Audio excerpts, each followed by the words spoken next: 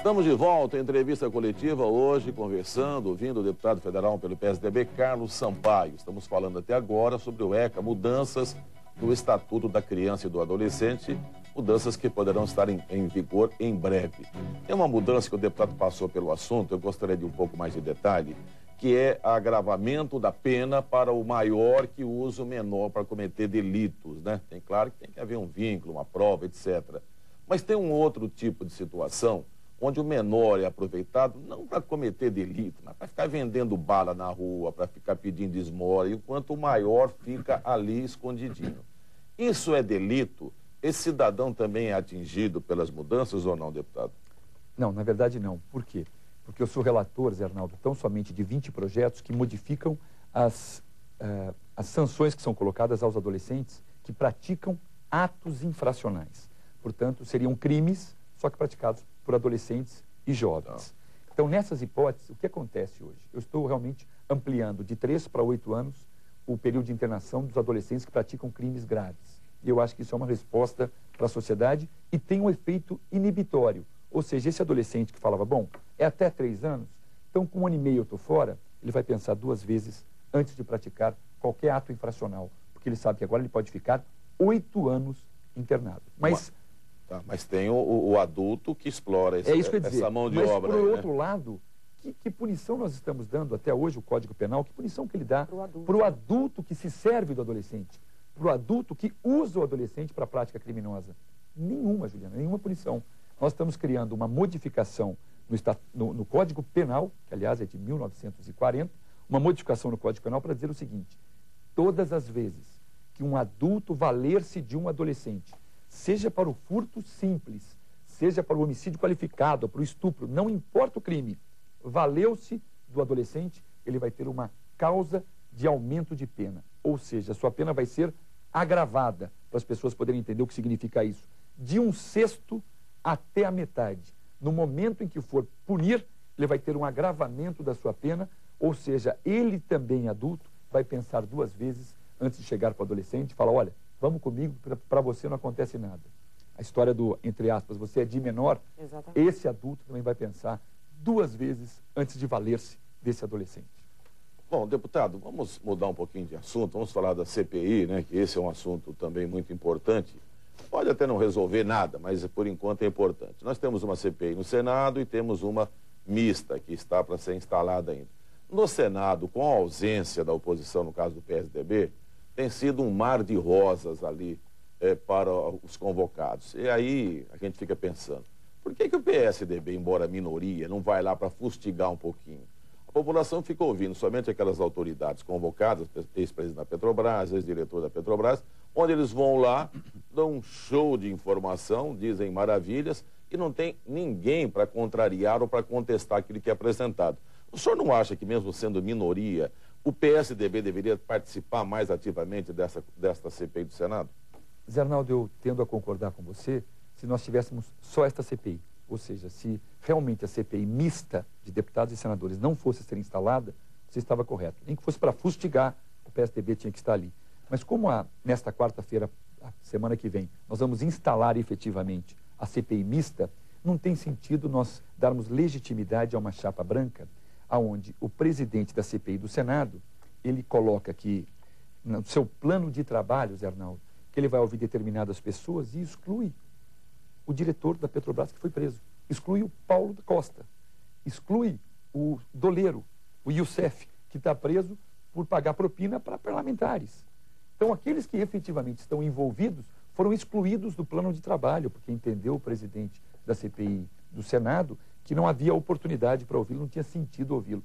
Nós não vamos participar de uma chapa branca sem nenhum sentido, que não vai levar a lugar nenhum, porque o nosso objetivo não é inviabilizar o governo, é saber quem desviou bilhões daquela que era a maior empresa do Brasil, e aliás, a 10ª maior do mundo, e no governo do PT passou a ser a 120ª. Pulou de 10 para 120 a colocação da empresa Petrobras no mundo. É evidente que o brasileiro quer saber para o dinheiro de quem que foi. E não importa a coloração partidária, não importa se é um agente político, se é um agente público, se é um funcionário da Petrobras, um diretor, o dinheiro tem que voltar e o Brasil tem que saber quem foram estes, me desculpe a força de expressão, bandidos que desviaram dinheiro público para os seus próprios bolsos.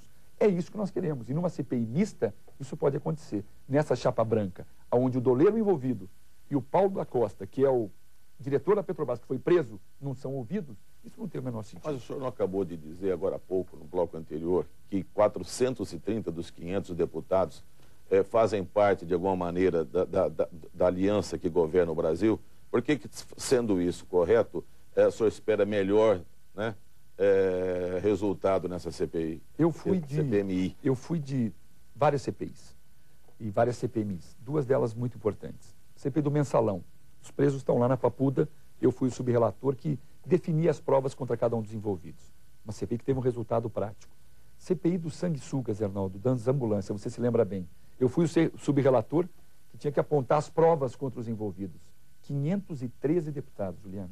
72 receberam dinheiro nas suas próprias contas. 72 marginais que usavam a roupagem de deputado para desviar dinheiro público. O que aconteceu com esses 72? Os nomes deles vieram à luz no dia 26 de setembro de 2006. 3 de outubro era a data da eleição. Desses 72, 67 não se reelegeram. O que isso mostra claramente para o país, que quando as pessoas detêm informação, elas votam corretamente. O que nós estamos buscando nessa CPI é isso. Numa CPI mista, como tem deputados e senadores, a mídia cobre com muito mais efetividade, as chances de conseguirmos algo é muito maior. Dos 26 membros, 6 vão ser da oposição. Então nós conseguimos ter um mínimo de mobilidade. O relator que foi designado, o deputado que foi presidente da Câmara, Marco Maia, é uma pessoa que tem bom senso no relacionamento com todos. Ele sabe que o papel dele ali é defender, o nosso efetivamente é buscar quem desviou o dinheiro público, mas ele não vai inviabilizar uma proposta, ele não vai apresentar um plano de trabalho, que nem fez o senador do PT no Senado, onde diz que as pessoas mais importantes, que foram presas, que precisam ser ouvidas, não vão ser ouvidas porque não faz parte do plano de trabalho de uma CPI branca, que é a do Senado. Eu tenho certeza que essa CPI vai dar um resultado prático, nós vamos apontar ao Brasil, se Deus quiser, antes das eleições, quem são aqueles parlamentares, quem são aqueles diretores, servidores da Petrobras que efetivamente desviaram o dinheiro público. É porque a população, eu tenho bastante contato com a população por causa do nosso programa lá na Rádio Bandeirantes, no Jornal Gente, que a população às vezes tem a sensação de que a CPI serve só para trazer à luz esses políticos que acabam envolvidos aí em escândalos, serve até como uma publicidade para eles, né? Que eles aparecem bastante na mídia, o nome deles é sempre citado e que no final não acontece nada. Essa é a sensação que a população tem. Olha, Juliana, eu te dei 2 exemplos. CPI dos Correios, a CPI do Mensalão, estão presos hoje os envolvidos. A CPI dos sanguessugas, 72 deputados envolvidos desviando dinheiro de ambulância, 68 não se reelegeram no ano da CPI. Se for para colocar em evidência aqueles que não prestam, já foi um grande serviço que a CPI prestou ao Brasil. Porque aquilo ali, repito, bandido não é deputado, deputado é deputado, bandido é bandido. Vamos mostrar à população qual a diferença de um para o outro, sem receio. Não importa, repito, a coloração partidária. Ah, mas isso pode esbarrar no PSDB. Que esbarre. Se a pessoa desviou dinheiro público, tem que ser punida, tem que ser devolver o dinheiro público e tem que ser presa. Não importa o partido. O que não dá é para a Petrobras estar na situação em que está e ninguém fazer nada. Deputado, dando um tempinho nesse assunto, mas ficando ainda na crise política, temos a Copa do Mundo aí. Me parece bem óbvio que as oposições, no caso o PSDB, se beneficiarão com manifestos, poderão se beneficiar, esse é o termo exato, com manifestos, com o fracasso da Copa, etc. O senhor acredita nisso, concorda com isso? Pode se beneficiar o PSDB com balbúrdias durante a Copa?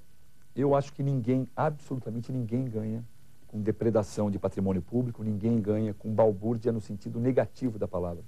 Eu escrevi um artigo, Zé Arnaldo, que foi para a Folha de São Paulo, chamado As Benditas Vozes que Vieram das Ruas, no movimento ocorrido em junho e julho do ano passado.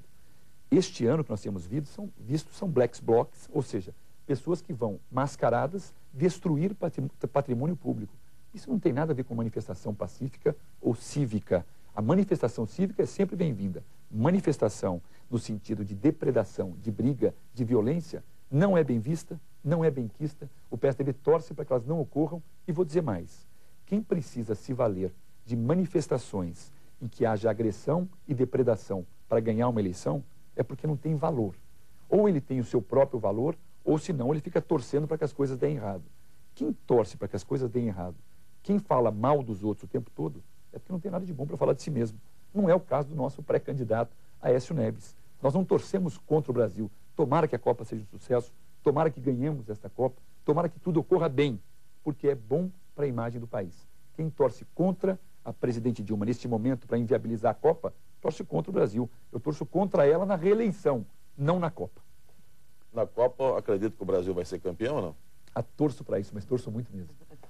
Gente, nós estamos chegando ao final aqui do programa. Eu quero agradecer a presença do deputado Carlos Sampaio. Assunto CPI, assunto ECA, esse assunto nós vamos continuar monitorando diariamente aqui nos nossos telejornais, na Rádio Bandeirantes também, no Jornal Gente e, claro, conversando com o deputado. Muito obrigado pela presença, viu, deputado? Eu que agradeço, Arnaldo, Juliana, muito obrigado pela oportunidade. Juliana Caetano, muito obrigado mais uma vez, viu? Obrigada a vocês, Arnaldo, até a próxima. Até a próxima. E para vocês todos, obrigado pela companhia aqui na Entrevista Coletiva. Uma boa semana a todos. Até a próxima. Tchau.